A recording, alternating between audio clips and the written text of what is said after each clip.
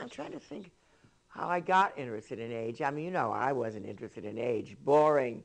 Please, don't bother me. You know, I was very vitally involved with life in these years since the women's movement, and didn't hardly have time, you know, to think. So, and age, all that boring and dreary and nothing to do with me.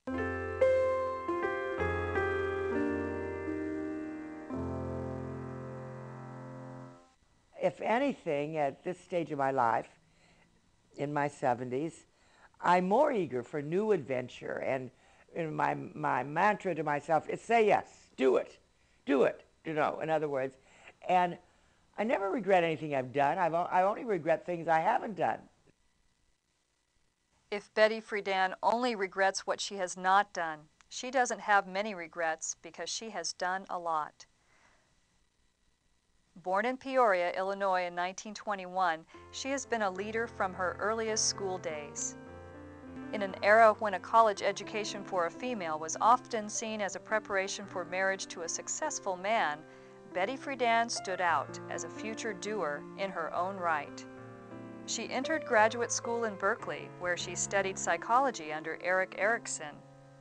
On her way to completing a doctorate, she gave in to the thinking of the day that a professorship would preclude a family life and discontinued her formal education. Betty Friedan married in 1947 and had 3 children.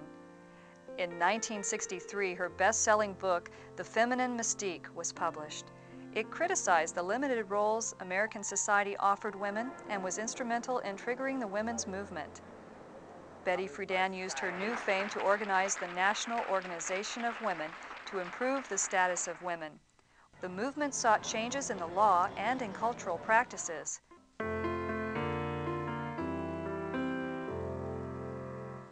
In a certain sense, if you want me to sum up what I feel that my work is now, is to translate the women's issues and all the energy that we put into the women's movement into priorities for the whole society.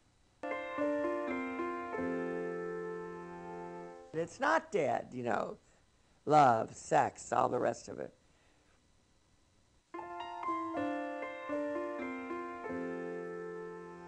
Well, I'm not sure that retirement isn't an obsolete concept. Rats the equivalent of 90-year-old human beings, and the same thing happens. The dendrites start growing again. I mean, I suppose one of these days I'll die in my traces, but that would suit me just fine.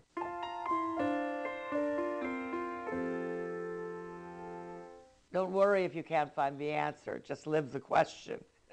What were people stewing around so for?